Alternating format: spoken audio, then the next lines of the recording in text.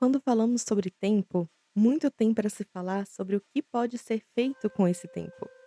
Nós sentimos um medo enorme de jogar o tempo fora, sabe? De não aproveitá-lo da melhor forma possível.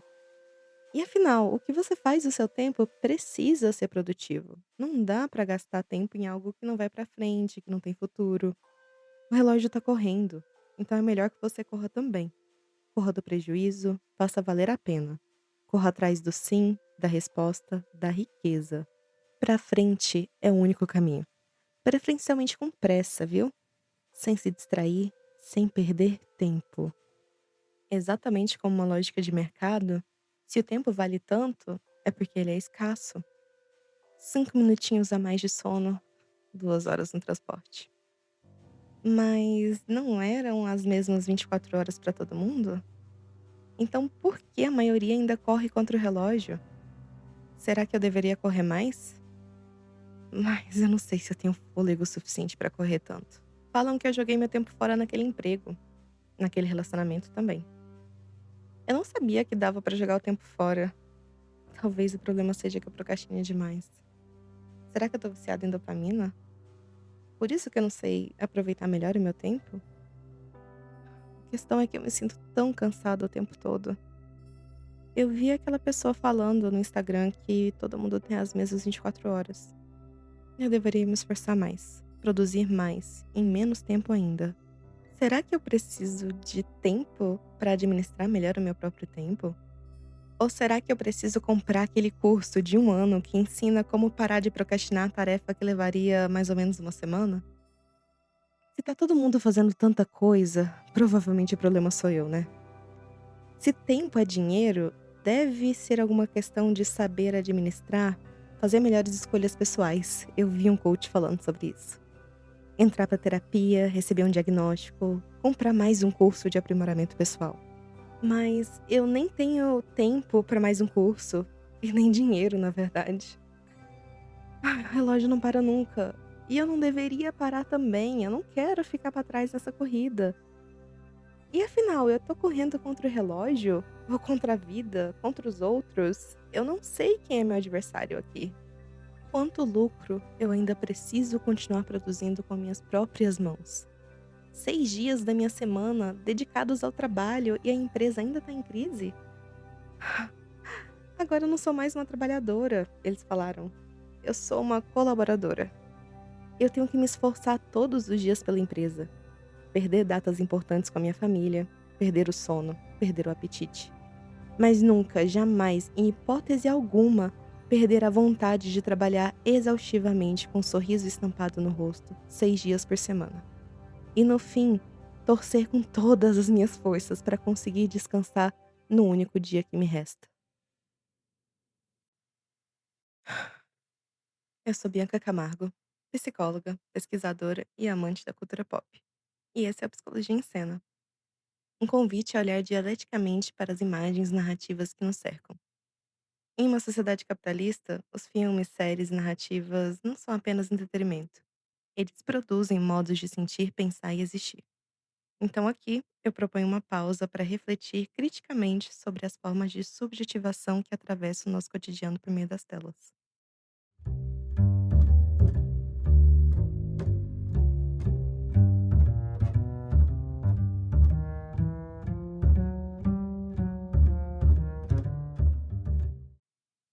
33,2% dos trabalhadores brasileiros registrados trabalham sobre a lógica da escala 6 por 1. Esses são os dados dos trabalhadores registrados, tirando o trabalho informal, PJ. E esse modelo do 6 por 1, ele consiste em 6 dias de trabalho para 1 dia de descanso. Isso pode ser possibilitado principalmente por conta de que a Constituição brasileira limita a jornada máxima de trabalho em 8 horas diárias e 44 semanais, o que acaba permitindo a existência de escalas com apenas 1 dia de folga na semana.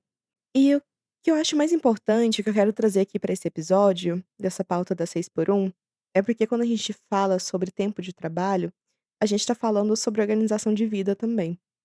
É com base no tempo de trabalho que a gente consegue organizar quanto tempo de descanso, estudo, lazer, ou até mesmo passar um tempo com as pessoas que a gente ama. como que a gente organiza a nossa vida gira em torno em quanto tempo a gente tem disponível para isso.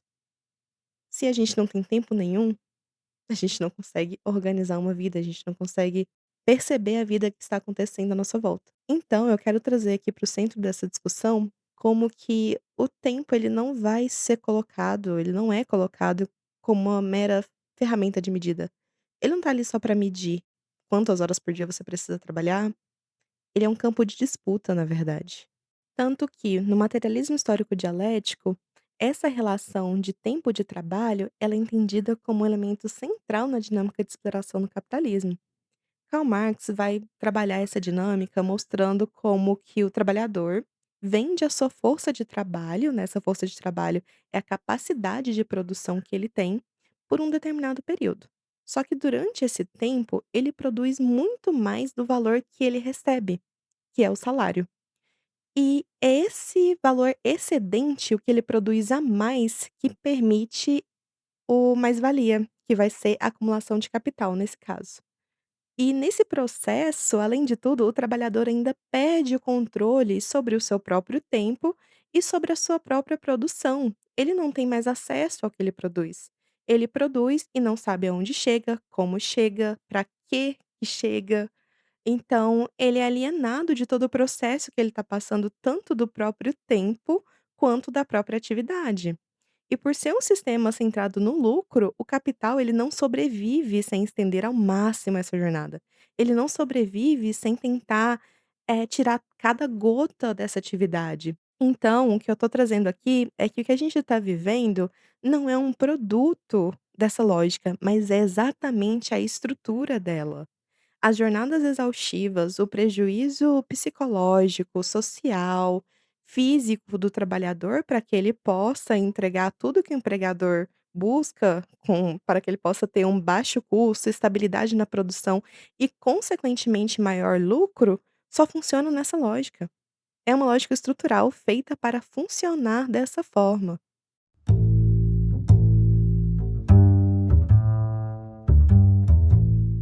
E a escala 6 por 1 ela não surgiu por acaso, né. No contexto de 1943, foi no artigo 67 da Consolidação das Leis de Trabalho, na CLT, que formalizou o direito a um dia de repouso para cada 6 dias de trabalho.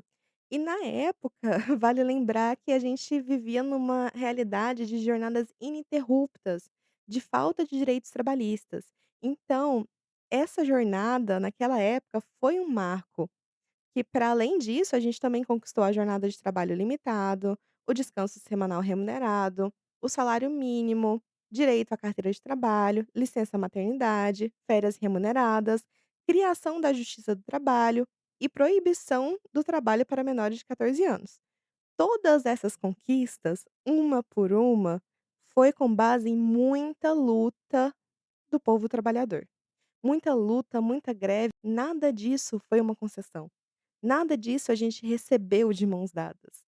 Foi tudo com base em muita luta, que fez com que hoje a gente estivesse nesse lugar de infelizmente estar perdendo muitos direitos trabalhistas também, e ao mesmo tempo lutando e percebendo que essa realidade já não contempla mais. De perceber que um dia de descanso já não é mais o suficiente. E assim, né, nunca foi o suficiente na verdade. Quando a gente olha para gosto muito da frase do Karl Marx, que ele fala que quando a gente olha para a história da humanidade, a gente está olhando para a história da luta de classes. A gente está vendo quão precarizado é a vida do trabalhador. E no contexto, assim, que a gente vive de neoliberalismo, o neoliberalismo ampliou muito essa lógica de mercado.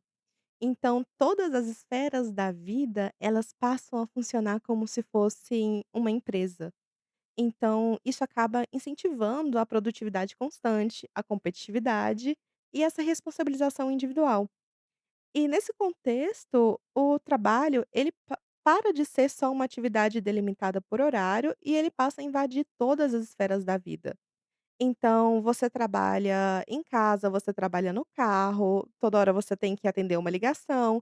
Não tem mais essa lógica só de determinada hora eu estou no meu trabalho e o resto eu dedico para outro momento da minha vida. Então, a partir dessa intensificação ali do neoliberalismo, a gente vai perceber o quanto que essa diferenciação do que é a vida, o tempo de vida e o que é tempo de trabalho, se torna cada vez mais delicado essa separação. Se torna cada vez mais difusa, né, é uma separação que não tem como mais a gente deixar tão clara, porque tudo que a gente vai administrar tem que ser administrado como se fosse uma empresa. Tem que ter lucro, tem que ser produtivo, tem que ser rápido, tem que ter resultado. Então, é exatamente essa diluição que acaba impulsionando a necessidade de reivindicar uma vida que não esteja o tempo todo subordinada ao trabalho, né. E assim, né, uma coisa que a gente tem como tradição é perceber que a direita e a classe burguesa sempre olha para a classe trabalhadora e fala: "O que que não dá para piorar? Já tá ruim, vamos piorar um pouquinho mais". E aí a gente teve a reforma trabalhista do pós-golpe da Dilma, feita por Michel Temer em 2017, que aprofundou ainda mais toda essa despadronização. Então, a partir daí, a gente vai ter contratos intermitentes, terceirização ampla, ampliação da negociação individual, que enfraquece a negociação coletiva proposta pelo CLT, e o resultado disso é o dado que o IBGE que consta que milhões de trabalhadores trabalham para além das 44 horas legais, recorrendo a horas extras ou mais de um vínculo empregatício para conseguir sobreviver. Só sobreviver, não é obter lucro, nada, é sobreviver. Esse é o contexto que a gente está falando aqui da escala 6 por 1. Então, por mais que o artigo 67 lá foi visto como um avanço muito grande no seu contexto, hoje ele simboliza a permanência de uma lógica que naturaliza o trabalho desumano. A gente está falando de uma escala de trabalho que não visa outra possibilidade, uma escala de trabalho inescapável, né? Então a gente está falando que a escala 6 por 1 ela é só a ponta visível de toda uma engrenagem que consome o tempo de vida dos trabalhadores para estender o tempo de produção. O Marx vai falar que o capital precisa capturar cada fração do dia para poder se expandir. Então ele vai absorver, ele vai sugar tudo que ele puder de tempo do trabalhador e assim, o repouso, ele não é visto como um direito pleno, ele não é visto como algo humanamente necessário, mas ele é visto como interrupção técnica para que o corpo possa voltar a funcionar e voltar a produzir lucro. Porque nessa lógica, a gente não está falando sobre humanidades, a gente está falando sobre lucro. Então, o lucro sendo colocado acima de tudo, faz com que escalas como a 6 por 1 seja possível e naturalizada também. A gente naturaliza o fato de que tá tudo bem a gente morrer de tanto trabalhar sem ter tempo para absolutamente nada na vida.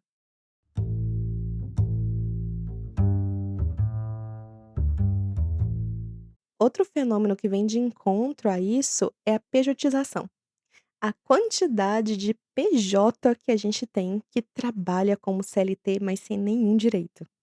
62% dos PJs atuam como CLT. O prestador de serviço, né, que é o PJ, ele tá ali para entregar o trabalho e receber pelo serviço prestado. Ele não pertence ao quadro da empresa, ele não cumpre horário fixo, isso na teoria. Na prática, o que que a gente tem? Assina como PJ, mas atua como empregado comum, cumpre horário normal, às vezes em escala 6 por 1 e não recebe os direitos trabalhistas.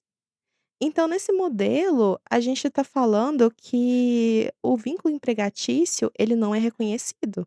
Então, os direitos como férias, 13º, FGTS, eles não existem. E todas essas mudanças, né, por mais que apareça ali todo esse discurso de que é uma relação autônoma, de que é empresário de si mesmo, na verdade, a pejotização está fazendo com que o trabalhador seja ainda mais precarizado. Ele tá no mesmo emprego merda, com subordinação, jornada fixa, exclusividade e achando que tá no lucro de alguma forma, porque tem o título de "eu sou o empregador, eu sou um trabalhador autônomo". Então, o neoliberalismo ele vai fazer muito essa construção, já que ele trabalha muito em cima da naturalização das coisas que não são naturais, ele vai fazer esse jogo de aparência. Ele vai te prometer uma liberdade de escolha Ele vai te prometer um status, um lugar ali de que você pode reivindicar, porque falar: que eu sou autônomo é legal, né, eu posso escolher o meu horário. Mas na prática você não tem nada disso. Na prática você só perde os seus direitos. Você tá só trocando basicamente todos os seus direitos, né, você não está, porque isso não é escolha do trabalhador. O trabalhador acaba tendo que transformar a si mesmo como empresas de si mesmo. Ele começa a se gerir, ele começa a se colocar responsabilidade, enquanto os direitos e a proteção social se esvai totalmente. Ela não existe mais.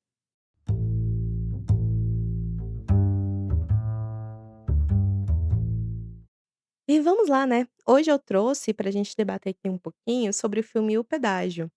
Ele é dirigido por Carolina Marcovich e ele conta a história da Suelen, uma cobradora de pedágio que passa a maior parte do seu tempo no pedágio. E lá ela descobre pelos seus colegas de trabalho que o seu filho, chamado Tiquinho, tá fazendo uns vídeos extravagantes, performando e cantando como drag queen. E aí ela fica desesperada com a repercussão dos vídeos e ela começa a arrumar formas ilegais de conseguir dinheiro para mandar Tiquinho para um curso de cura gay ministrado por um famoso pastor estrangeiro. Bom, só por essa sinopse já dá muito pano pra manga. E assim, eu deixo aqui o meu aviso de spoilers, mas quem quer ver o filme e não viu ainda, o episódio não vai estragar a experiência. Grande parte das coisas que eu quero trazer aqui já contém só na sinopse, né, eu acho que o mais interessante desse filme é o que tem na sinopse, é essa história. Então a gente vai aprofundar um pouco nisso, não estraga a experiência, assim, quem quiser ver o filme depois, quem não viu o filme ainda. Se você não viu o filme e quer ouvir o episódio do mesmo jeito, também não vai estragar a sua experiência, né, dá pra gente entrar um pouco nesse universo aqui de pouquinho em pouquinho. E aí eu quero trazer um pouco desse filme também, pra que a gente possa ver o que que ele pode nos oferecer sobre a escala 6x1.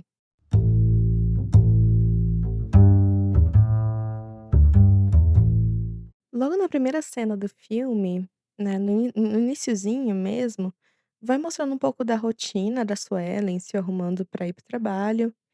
E aí o que acontece é que ela chega atrasada no lugar onde a van busca ela pra levar para o pedágio. Ela até tenta correr atrás, grita e não consegue alcançar. E aí acaba que ela tem que pegar uma carona com um caminhoneiro que tá passando, né, ela sai pedindo carona pra ver quem consegue deixá-la no pedágio.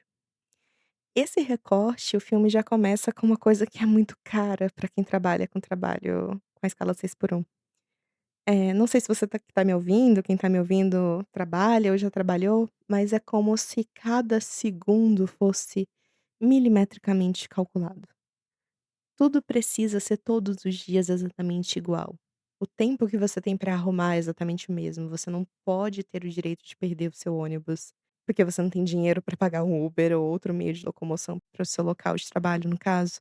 E tudo isso reflete muito a realidade desse trabalhador, né. Eu gostei do filme ter começado com isso, com essa questão da pressa, da corrida, que um mínimo desleixo ou erro nesse momento de calcular, de se organizar para ir trabalhar, pode prejudicar quase o seu dia todo. E quando eu trabalhei na escala 6x1, eu lembro que eu tinha 15 minutos de almoço. E gente, 15 minutos de almoço não é nada, não é nada. Eu comia, assim, era coisa de eu nem via direito o que eu estava comendo, porque tinha que ser rápido. Às vezes eu nem comia, porque eu preferia tirar 15 minutos de soneca. E aí que a gente vê o quanto 15 minutos é tão pouco, o quanto cada segundo, né, cada horáriozinho, o momento que você acorda, os 5 minutos a mais na cama, custam muito caro. E acho que tudo isso marca muito um lugar de ausência com o tempo, né, parece que o tempo tá passando tão rápido, parece que ele é tão acelerado, que ele chega a ser ausente. E o filme ele marca muito esse lugar da ausência, eu senti muita sensação enquanto eu estava assistindo, que a ausência ela é um ponto que tá sempre presente no filme de alguma forma, sabe. A Suelen, ela é ausente de si mesma, ela é ausente do filho, ela é ausente da vida. Ela tá ali trabalhando no pedágio, ela trabalha em casa, ela se preocupa em ser uma boa mãe, mas ao mesmo tempo não existe uma relação com o filho, ela não tem uma relação com ela mesma, sabe, não tem um espaço para que essa relação possa existir, para que ela possa florescer. E aí acontece que é no trabalho, né, uma colega de trabalho que mostra pra ela os vídeos que o Tiquinho faz, o filho dela. E ela fica surpresa, né, por descobrir tudo aquilo e muito preocupada. Só que dá pra perceber, assim, que ela não sabe muito bem o que fazer. E a primeira reação, né, da pessoa que mostra o vídeo pra ela, essa colega de trabalho dela, fala: "Você tem que dar um jeito nisso, você precisa fazer alguma coisa". E ela pega essa emergência que é de outra pessoa, às vezes não é nem dela, e ela torna isso um problema seu, de: "Nossa, realmente preciso fazer alguma coisa". Na realidade, a Suelen nem é da igreja, ela nem frequenta, ela não conhece o pastor, mas ainda assim, por ser uma ideia de alguém do trabalho, ela decide se endividar, pagando o que ela não tem, para colocar o filho num curso de um pastor que ela não conhece, de uma igreja que ela nem frequenta. De uma realidade que ela não faz parte. E eu acho que esse recorte do filme, né, de como que traz essa solução, assim, tão de repente, solução entre aspas, mas traz um contexto pra gente de perceber o quanto que ela tá imersa naquele mundo do trabalho. De quanto que, basicamente, o pedágio, as pessoas que trabalham ali, é o mundo inteiro da Suelen. Ela não conhece, ela não tem relações para além desse mundo, ela não tem amizades para além desse mundo, sabe. Então tudo que vier dali, a opinião que as pessoas dão, o que as pessoas acham, conta muito para ela. Tem um peso muito grande. Se aquilo é o mundo inteiro dela, vai ter um peso muito grande mesmo. E o filme também vai introduzindo a gente na vida do Tiquinho, né, mostrando como que ele tem essa afeição ali com o mundo drag, que ele quer performar, ele gosta de música, ele quer aprender a falar inglês. Inclusive ele tá aprendendo por conta própria e ele pede muito à mãe dele pra pagar um curso e a mãe fala que não tem dinheiro, o que é uma realidade mesmo deles. E dá pra perceber que ele é muito sozinho também. Essa solidão da mãe também acaba refletindo nele de alguma forma. Ele trabalha, ele estuda, mas tá sempre nesse lugar ali de que o único momento que ele se conecta consigo mesmo é gravando os vídeos que ele grava. É a forma que ele se conhece, é a forma que ele tem lazer. Então, aquilo significa muito pra Tiquinho. E mesmo com a mãe pedindo várias vezes pra que ele pare de gravar, ele não para. Ele recusa quando a mãe pede, porque ele sabe o significado que aquilo tem pra ele e ele não quer se tornar como a mãe, que não tem momento de lazer, que não tem uma paixão, né. Então, dá pra perceber que a Suelen não sabe como se relacionar com seu filho. Várias vezes o filme até deixa claro que ela tem uma vontade genuína de se aproximar dele, mas ela simplesmente não sabe como fazer isso. E talvez não tenha nem repertório social o suficiente pra isso. Ela não sabe conversar, ela já chega gritando, ela já chega impondo, ela não sabe perceber as outras pessoas à sua volta, né, que não seja nessa dinâmica do trabalho. E aí a mãe coloca na cabeça, nesse momento, que o filho precisa ser consertado, né, essa é a mensagem que chega ali pra ela, é o que os colegas do trabalho dela acham. E aí ela vai atrás desse pastor famoso gringo que faz esse curso de cura gay, e ela claramente não tem dinheiro pra pagar e ela resolve se endividar, dar um jeito pra conseguir pagar esse curso. O Tiquinhos não quer ir, deixa bem claro de que ele não quer frequentar, mas ele acaba frequentando por insistência da mãe. E aí, nesse momento que vai mostrando, né, como que vai funcionando esses cultos e tudo mais. Inclusive, a diretora falou que frequentou cultos e ouviu relatos reais de pessoas que passaram por essas experiências para construir o filme. E é um cenário, assim, de muito desconforto. É um cenário muito caótico. A gente tá falando de uma coisa absurda e criminosa, que é esse tipo de curso de cura gay. É uma coisa extremamente violenta que tá ali só pra vender, pra ter lucro, pra que as pessoas possam pegar alguma coisa que é uma ferida social, que a própria sociedade capitalista colocou como uma ferida, e vender uma solução que não existe. Então, eu acho que o filme trabalha muito bem isso, de como que a Suelen, ela tá num trabalho que corrói até a alma, que ela não consegue viver fora desse trabalho, ela não tem uma vida, ela não tem lazer, ela não se conhece, não conhece o próprio filho, e de repente chega uma solução mágica, mirabolante, enganosa, corrupta, absurda, que faz com que ela ache que é boa o suficiente para que ela possa se endividar no trabalho que ela não gosta, que ela não tem tempo, que ela não consegue ter uma relação com o próprio filho, porque essa é a solução. O filme se passa em Cubatão, inclusive, e a diretora escolheu essa cidade justamente por ter esse cenário um tanto apocalíptico e passar essa noção de caos, o que eu acho que funciona muito bem, porque o que a gente vai ter basicamente o filme inteiro é esse cenário de o que é feito com o tempo. Enquanto ela tá ali no pedágio e ela começa a cometer crimes, porque ela tá endividada, ela não consegue pagar, né, pelo curso. Ele tá nesse curso que tá anulando toda a sua individualidade, toda a sua história, que tá o anulando como ser humano. Então, assim, eu gosto muito desse contraste que vai mostrando a rotina, tanto da mãe quanto do filho, porque os 2 estão num processo de desumanização diferente. Eles estão passando por esse processo de apagamento de quem eles são, de violência contra eles mesmos, sabe. E a diferença é que ela realmente acredita que aquilo é uma boa ideia. Ela realmente acredita que aquilo é a salvação de alguma coisa para a vida dela.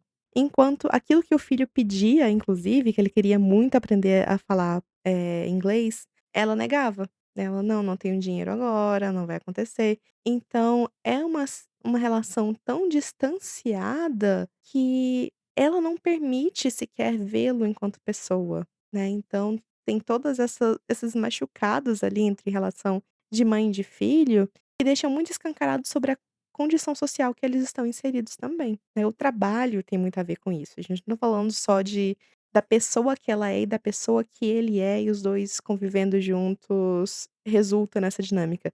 Essa dinâmica é profundamente estruturada pelo trabalho da mãe e pelo trabalho do filho também. Como ele trabalha durante a noite e passa o aí ele estuda também, aí tem esse outro curso, ele passa muito tempo fora de casa, então não tem sequer uma estrutura para que eles possam desenvolver, florescer uma relação. Para mim, o ponto mais interessante do filme é como que ele trabalha o desenvolvimento da Suelen. Ela vai a cada vez mais tomando escolhas mais duvidosas, mais arriscadas, mais sem sentido mesmo, sabe? É como se a personagem ela vai se perdendo de si cada vez mais, entrando nesse looping ali, de certa forma, impulsionada em viver algo que é só aparente.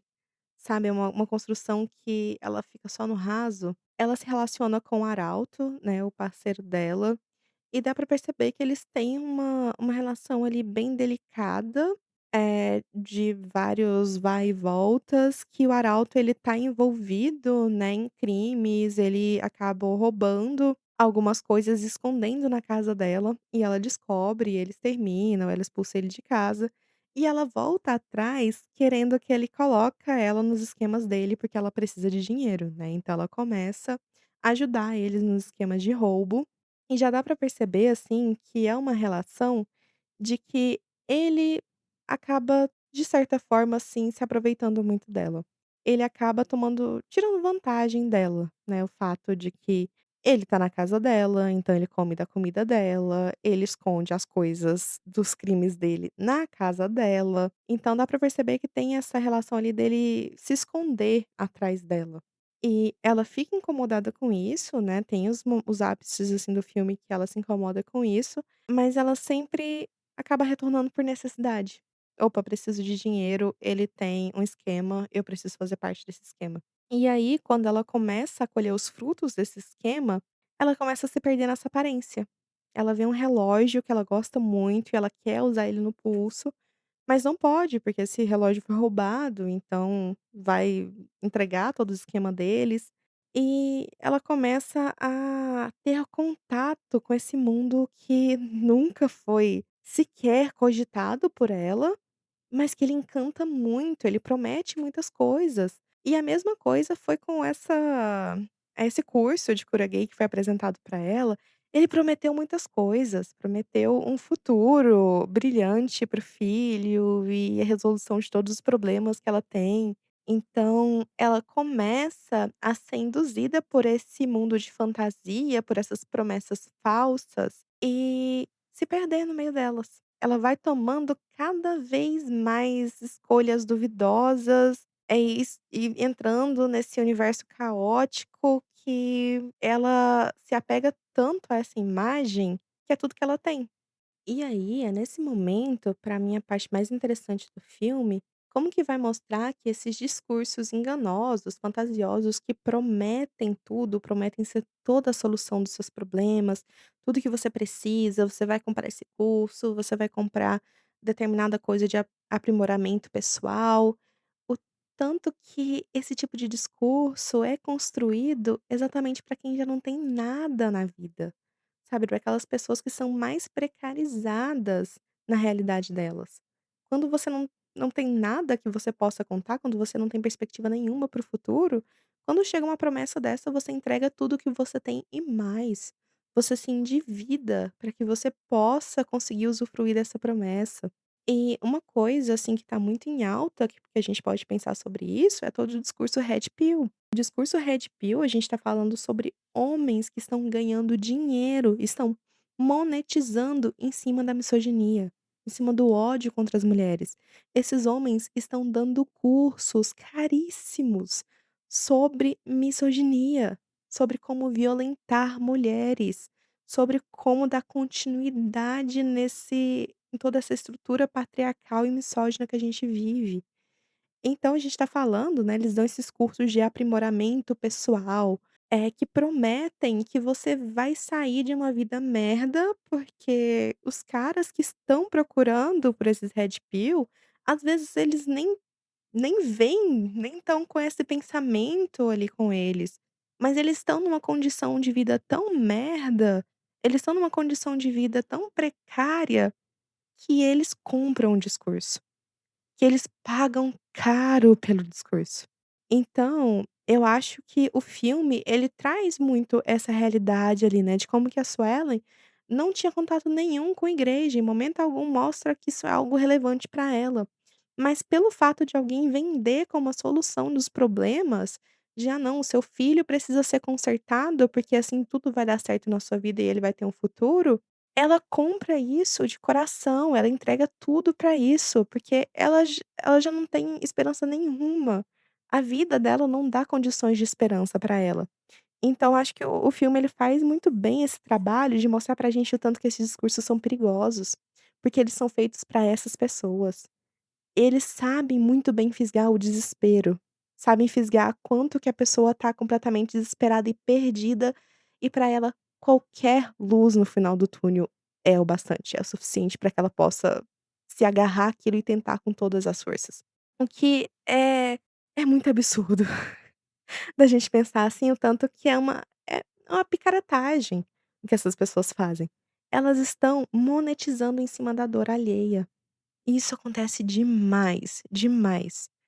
Enquanto a gente está vivendo num cenário de muita precarização, de que tá todo mundo, né, a gente tá aqui falando sobre o cenário da jornada 6x1, a gente tá falando de impactos na saúde e na vida cotidiana que são muito fortes. A gente tá falando de que nos últimos anos, em 2025, os casos de burnout no Brasil cresceram em 500%.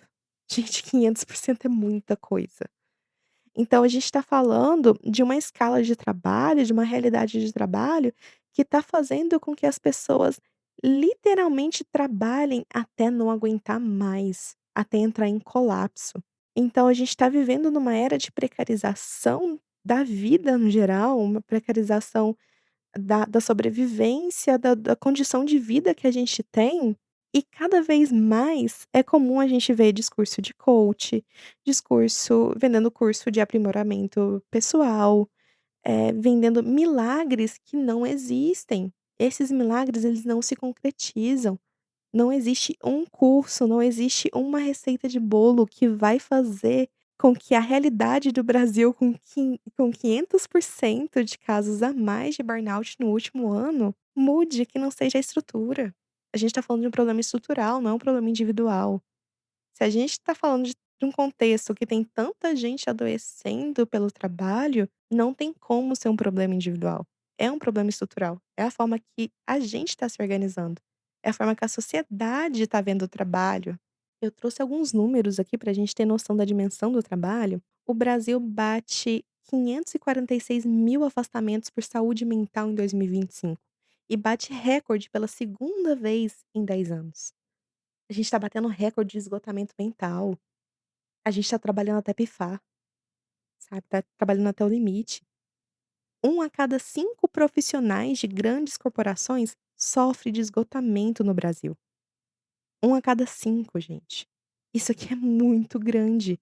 A gente tá falando de um contexto aqui de naturalização de trabalhar até morrer, de trabalhar até não aguentar mais. E tudo isso, né, quando a gente está falando sobre os prejuízos que a gente tem desse tipo de escala, são prejuízos físicos, psicológicos e sociais. Prejuízo físico, a sua saúde fica muito afetada. O risco de doenças cardíacas são muito grande, acaba aumentando muito.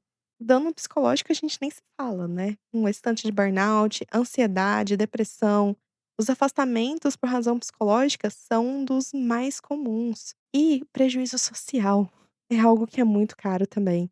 Se você trabalha 6 dias na sua semana e descansa um, você não tem tempo para passar com a sua família, você não tem tempo para passar com a sua amizade, você não tem tempo de fazer uma amizade nova, de frequentar um lugar novo. Então o prejuízo social é muito grande, as pessoas ficam isoladas uma das outras. E assim, quando a gente leva isso para uma perspectiva de gênero, piora muito. A gente tá falando de mulheres trabalhadoras levando uma escala 7 por 0. Não existe descanso na vida da mulher. A vida dela começa e acaba no trabalho. Quando ela não tá no trabalho, ela tá fazendo o trabalho doméstico, ela tá em casa cuidando dos outros, ela tá em casa fazendo esse trabalho que é muito invisibilizado e não remunerado e que ele é necessário para que todo o resto continue acontecendo. A casa precisa estar limpa para que o trabalhador consiga trabalhar. Então, a gente está falando de como que a escala 6 por 1 reforça a sobrecarga e aprofunda as desigualdades de gênero também. Então a mulher vive uma violência dupla, é a violência de classe e a violência de gênero. E para isso, né, trouxe mais alguns dados aqui, de que 9 em cada 10 mães sofrem burnout parental no Brasil. A gente está falando aqui de novo, mais uma vez, de trabalhar até pifar, de trabalhar até chegar à exaustão. E no filme, né, deixa esse cansaço e a falta de esperança muito clara ali na Suelen. Ela deposita todas as suas forças nesse curso, né, ela deposita, o dinheiro, a crença, a esperança dela nessa promessa de dias melhores, nessa promessa por oportunistas que vendem mentira para tirar dinheiro de quem é vulnerável. E são esses oportunistas que ocupam muitos lugares. São os coach que vendem cursos exorbitantes de aprimoramento pessoal. Os vários cursos e perfis de red pill que monetizam em cima da violência contra a mulher. E o filme vai mostrando que essa luta de gênero e raça e sexualidade, elas estão juntas com a luta de classe. De que aqueles que estão nos lugares mais vulneráveis, eles são alvo desse tipo de absurdo oportunista. Eles lucram com a desesperança de sair da desgraça. As pessoas querem desesperadamente sair da desgraça que elas estão, e eles lucram com isso. Eles prometem o mundo para o pobre, porque tem a consciência de que a promessa é tudo que ele vai ter. Não vão oferecer coisa melhor. Quanto menos possibilidade uma pessoa tem, mais disposta ela tá de se endividar pelo dito milagre em sua vida. Esses discursos oportunistas, eles não estão só no red pill, no pastor que oferece cura gay, eles estão em todas as áreas, principalmente na psicologia. Na época do pós-pandemia, até os dias de hoje, assim, eu vejo alguns assuntos que ficam pipocando, assim, dentro da área da psicologia, que me pegam muito. Me deixa com várias interrogações na cabeça do porquê que esses assuntos são tão comuns dentro da psicologia. Um deles é sobre a procrastinação. Procrastinação é o ato de você postergar uma tarefa obrigatória, uma tarefa que você tem que fazer. E aí você posterga essa atividade. E tem tanto perfil de psicologia falando sobre procrastinação. O porquê que procrastinação é um tema tão relevante para psicologia? Tá ali o tempo todo, você dá um Google, você vai ver ali, ó, vários perfis de psicólogos falando, 7 passos para você procrastinar menos, ser mais produtivo. Esse assunto domina porque procrastinar é ruim para quem recebe lucro, é ruim para o seu patrão, é ruim para quem te emprega, porque ele quer que você dê resultados, porque ele quer que você cumpra e seja produtivo o tempo todo. Então, procrastinar, se a gente tá falando assim, se é um debate que tá presente em tamanha dimensão, que é difícil você encontrar uma pessoa que fala: "Eu nunca procrastinei na vida", não é um problema individual, é um problema social. Se tem tanta gente procrastinando, significa que cada um desses sujeitos, cada uma dessas pessoas tem problemas de disciplina, de atenção. Será que significa isso? Será que o problema é individual ou é a sociedade ou é o sistema, a estrutura que a gente está inserido, que está tão insalubre que sim, a gente vai postergar aquilo que a gente tem que fazer porque a gente não aguenta mais, porque a gente está saturado, porque a gente não está dando conta.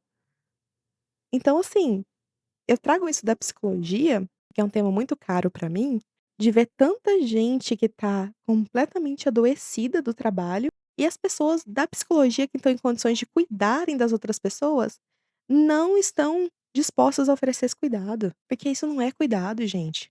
Falar sobre procrastinação não é cuidado, não é cuidado com o trabalhador. Isso daí é o psicólogo sem entender o lugar da psicologia, o lugar que a psicologia ocupa, só reproduz uma lógica hegemônica. E essa lógica é violenta. Ela chega pra pessoa com um senso de responsabilidade, de culpabilização, que é exatamente o que o capitalismo faz. Responsabilizar, culpabilizar, porque quem tá culpado não consegue fazer nada. Quem tá culpado e cansado só vai trabalhar todos os dias e todos os dias repetir a mesma lógica. E vamos lembrar, né, que a psicologia, ela é uma área de conhecimento que surgiu da necessidade de adaptação do ser humano à lógica de mercado e plena produtividade. Então, ela não surgiu de uma lógica da gente olhar para as necessidades humanas e cuidado com o ser humano.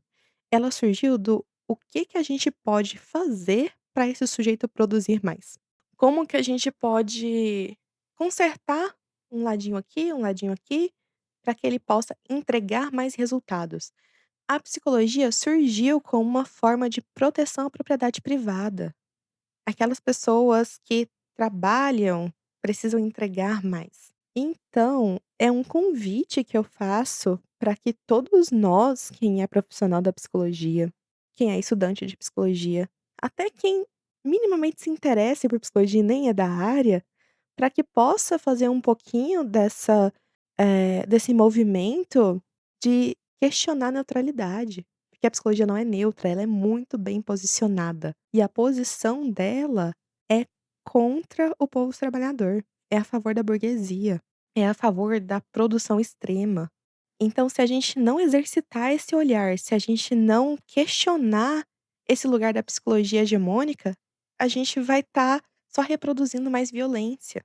Então, assim, o filme trouxe essa camada que a gente já vê como um absurdo, né, de existir curso de cura gay, tanto que isso é absurdo e violento, e eu queria trazer pra gente olhar pra outras coisas que são absurdas e violentas e a gente não percebe.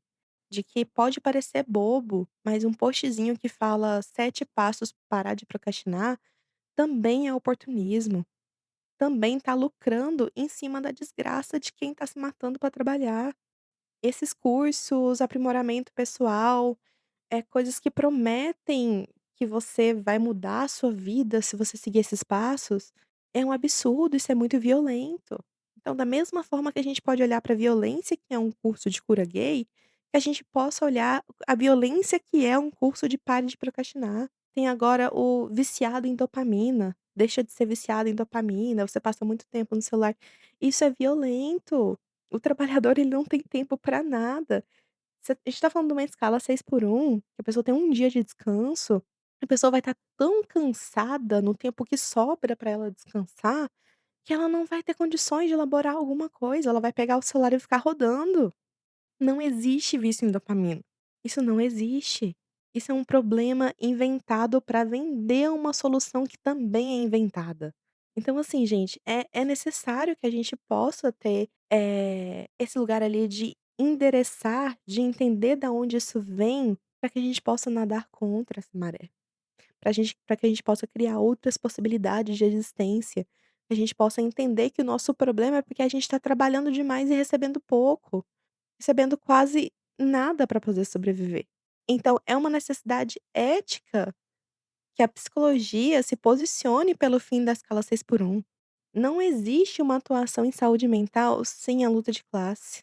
Não existe atuação em saúde mental sem a luta pela classe trabalhadora.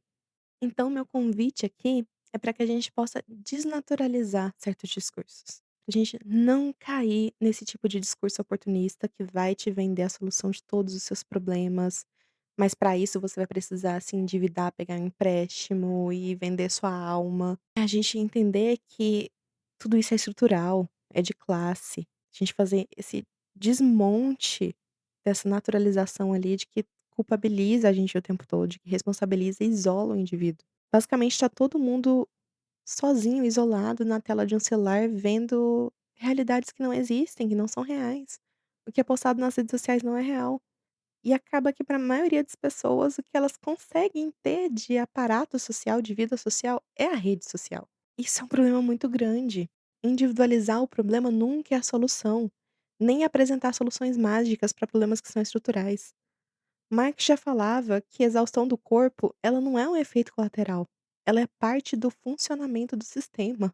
Então o sistema depende da utilização intensiva da força de trabalho para se reproduzir. Precisa de corpos cansados, porque se ele tá cansado é porque ele tirou o máximo que poderia tirar de produtividade daquela pessoa. Então, assim, queria fazer esse convite mesmo para que a gente pudesse desnaturalizar, para que a gente pudesse questionar e entender que não existe neutralidade. Um filme passa uma mensagem, a psicologia passa mensagem. Então, e principalmente, assim, eu pego muito no pé da psicologia porque é minha área e porque a gente tá nessa frente de acolher as pessoas que estão passando por todo esse sofrimento.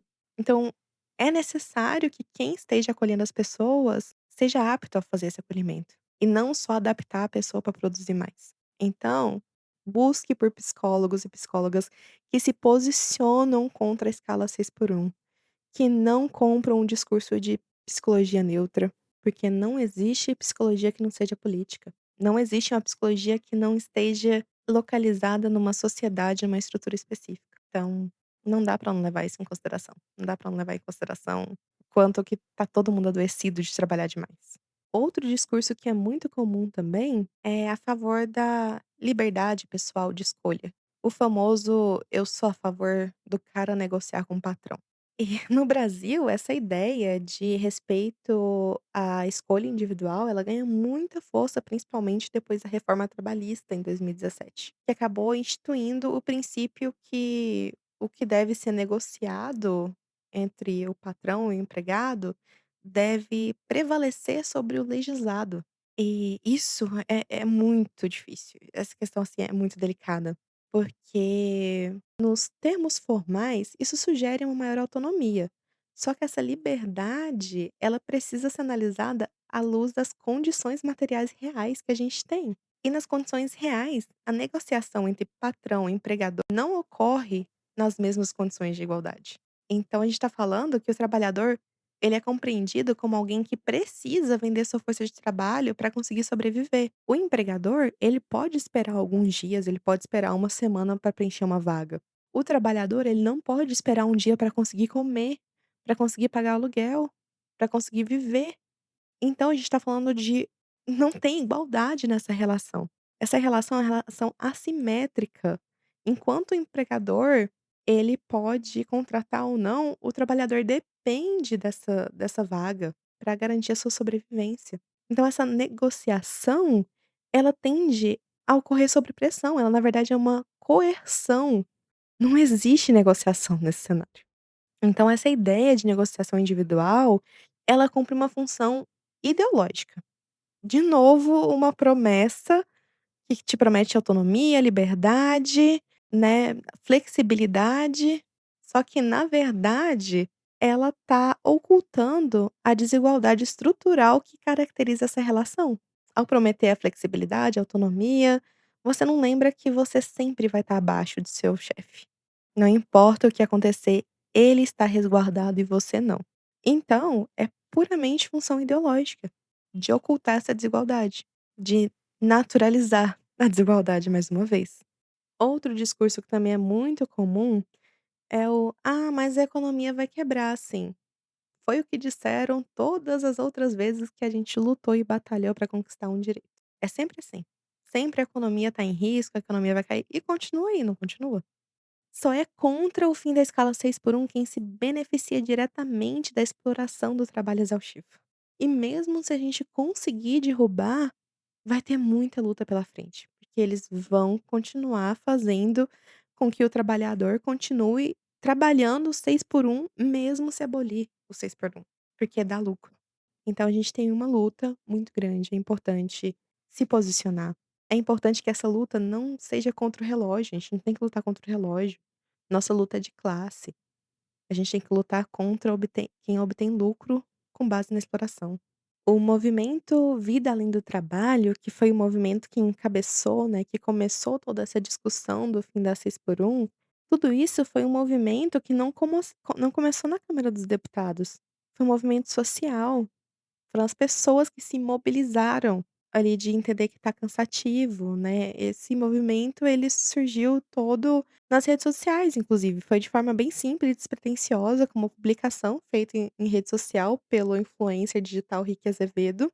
E nessa postagem, em tom de desabafo, ele relata um episódio, né, do seu trabalho como balconista numa farmácia, no Rio de Janeiro. E aí a repercussão dessa postagem foi muito grande, as pessoas começaram a compartilhar a realidade delas, né. Isso criou esse cenário, né, deixou evidente ali o cenário de como que essa rotina de quem trabalha na 6 por 1 é muito exaustiva, de que as pessoas estão totalmente saturadas, de que elas precisam de espaço, elas precisam de tempo. E a partir dessa postagem, o assunto foi ganhando corpo, foi se espalhando e foi englobando cada vez mais pessoas desse debate, até virar esse movimento social que encabeçou tanto a PEC da deputada Erika Hilton, quanto a PL que a gente tem do governo Lula, que tá aí, né, em estado de emergência para ser aprovada.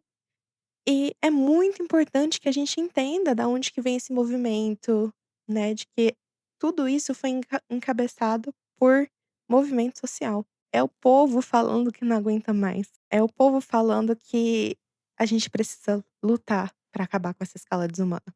Então, assim, que possamos olhar para além da produtividade. Existe tanta vida acontecendo, a vida não é só sobre produzir, não é só sobre trabalho. Que a gente possa olhar para o tempo de vida e lutar por uma vida com dignidade. Vai lá, passa o tempo com as pessoas que você ama, tenha tempo ocioso. Lembrar que a vida não é só trabalho, faz parte da experiência humana. Obrigada por ter escutado até aqui, obrigada por acompanhar o podcast e encontro você no próximo episódio. Tchau, tchau, até mais.